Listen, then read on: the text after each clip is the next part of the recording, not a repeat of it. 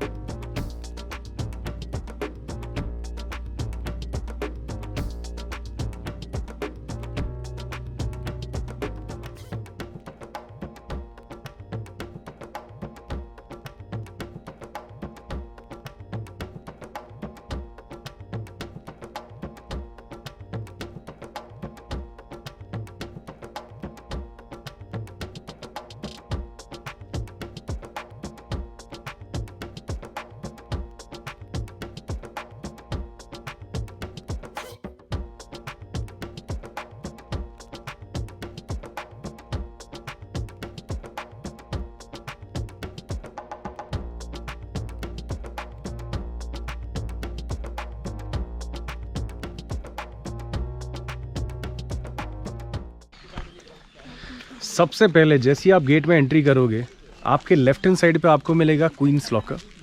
और queen's locker की खास बात ज़्यादा नहीं है। क्वींस लॉकर सिर्फ इतना है कि उस टाइम पे जो भी उनके हीरे जवाहरात होते थे, जो भी प्रेशियस चीज़ें होती थी, वो क्वींस लॉकर में रखा जाता था।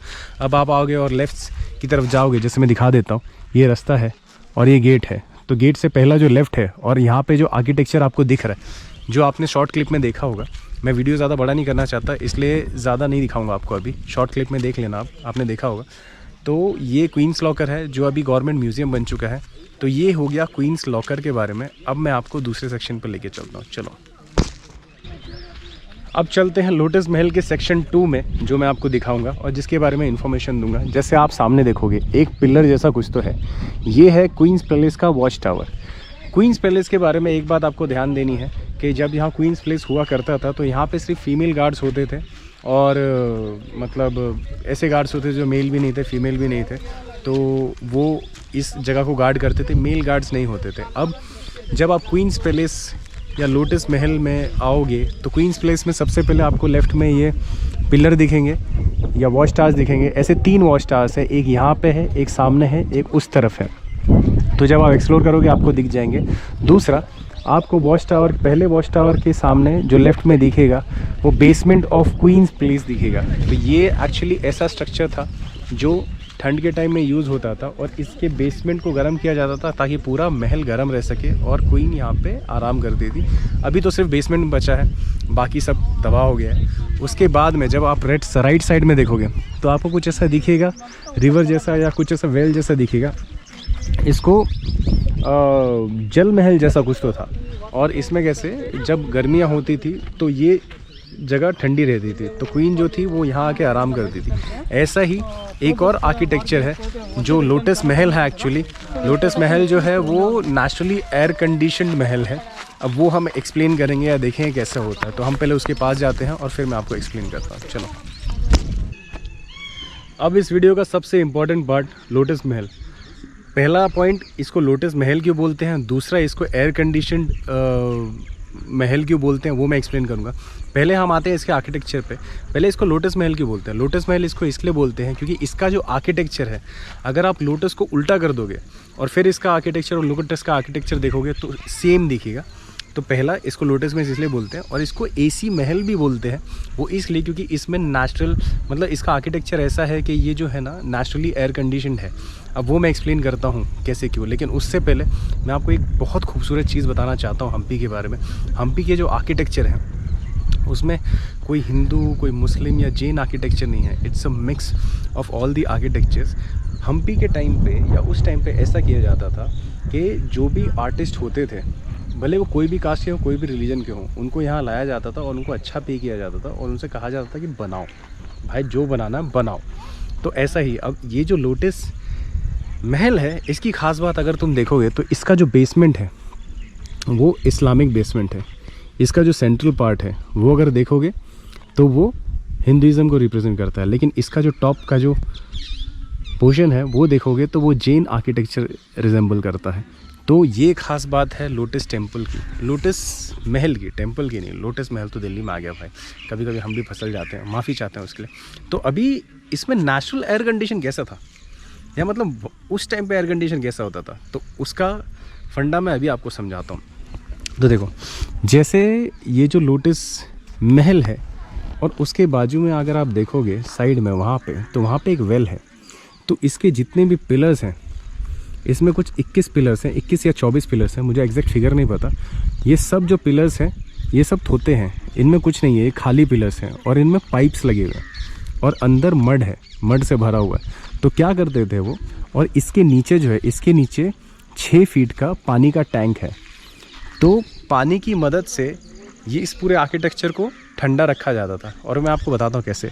जो वेल है उसमें से पानी पंप किया जाता था और पानी पंप करते थे तो पानी जाता था ऊपर, और पानी जब ऊपर जाता था, ऊपर जाके फिर वो पिलर्स में आता था और पिलर में जो मिट्टी थी उसमें वो सूखा जाता था। तो इसके सब पिलर्स जो है ना ऑटोमेटिकली ठंडे हो जाते थे। ये है, इसकी वजह से इसको एयर कंडीशन महल भी कहा जाता था। तो ये एक मतलब एकदम बहुत खूबसूरत, और पता नहीं क्या आर्किटेक्चर में उन्होंने क्या दिमाग लगाया, क्या बनाया कि उस टाइम पे भी एयर कंडीशन का फैसिलिटी उन्होंने की, जो बहुत खूबसूरत है। और यही ख़ास बात है इस महल के बारे में। तो अभी तक मैंने जो भी एक्सप्लेन किया वो क्वींस प्लेस या लोटस महल अब तक का जो सेक्शन था उसमें सिर्फ ये बताया गया कि रानी का सेक्शन कहाँ था। तो मैं अभी आपको बताता हूँ, वो उस गेट से लेके और ये जो बाउंड्री है ये यहाँ से लेके और वो जो आपको छोटा गेट दिख रहा है सामने, वहाँ तक वो जो बॉर्डर है, यहाँ तक सिर्फ यहाँ पे क्वीन रहती थी और क्वीन की सिक्योरिटी रहती थी। और उसके बाद जब हम जाएंगे तो हमारे वीडियो का चालू होगा सेक्शन नंबर 2, एलिफेंट स्टेबल। तो चलो चलते हैं, वो भी एक्सप्लेन करता हूँ।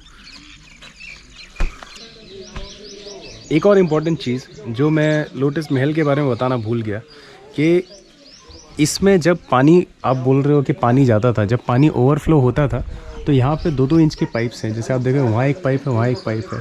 तो जब भी पानी ओवरफ्लो होता था तो वहाँ से गिरता था, तो इनको पता चल जाता था कि अब और पानी पंप नहीं करना है। और एक और बात, अब ये तो महल खुला है तो रानी आराम कहाँ करती थी, तो उसके लिए अलग सेक्शन था। तो ये वो दरवाज़ा है जो 2000 के बाद बंद कर दिया गया, और ये दरवाज़ा जाता था रानी के रूम में, जिसकी अभी किसी को एक्सेस नहीं है, तो हम तो जा नहीं सकते। तो लोटस महल के बारे में इतना ही। अब चलते हैं एलिफेंट स्टेबल की तरफ, और मैं आपको एलिफेंट स्टेबल की कहानी या उसके पीछे जो है वो एक्सप्लेन करता हूँ। चलो,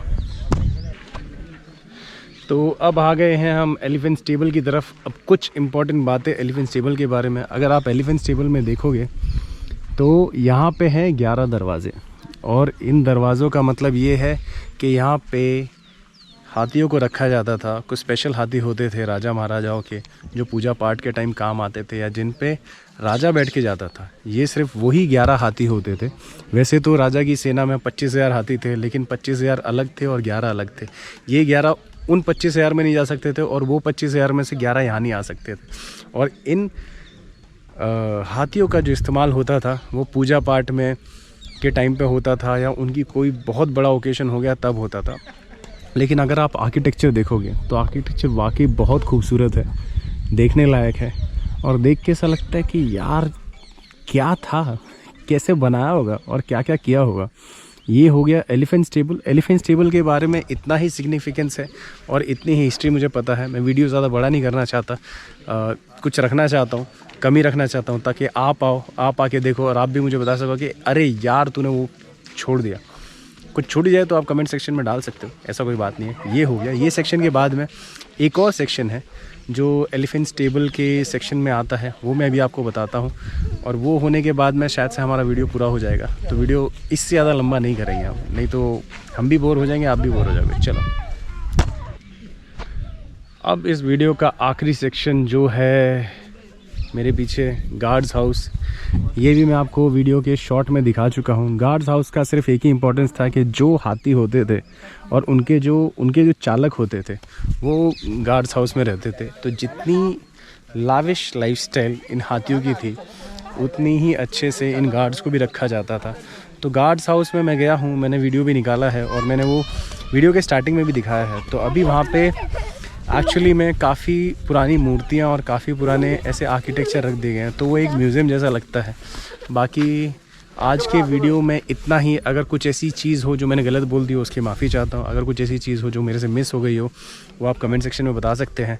अगर आपको कुछ इन्फॉर्मेशन चाहिए, आप कैसे आओगे, क्या आओगे, आप मुझसे पूछना चाहते हो, आप कमेंट सेक्शन में पूछ लो, या तो इंस्टाग्राम हैंडल पे आप मुझे ऐड करो, आप मुझे मैसेज करो और वहाँ हम डायरेक्ट बात कर सकते हैं वन ऑन वन। क्योंकि हम इतने बड़े यूट्यूबर तो है नहीं जो किसी और को रखेंगे बात करने के लिए, तो खुद ही तुमसे बात करेंगे, खुद ही एक्सपीरियंस शेयर करेंगे। तो आज का वीडियो इतना ही। वीडियो लाइक करा हो तो, वीडियो अच्छा लगा हो तो लाइक करो, शेयर करो, कमेंट करो, हाँ, और चैनल सब्सक्राइब ज़रूर करो। और काफ़ी सारे लिंक आएंगे आपको यहाँ दिखेंगे वीडियो में, वो क्लिक करके और भी वीडियोज़ देखो, आपकी काफ़ी सारी हेल्प हो जाएगी अगर आप हम पे आ रहे हो। तो आज के लिए इतना ही, फिर मिलते हैं।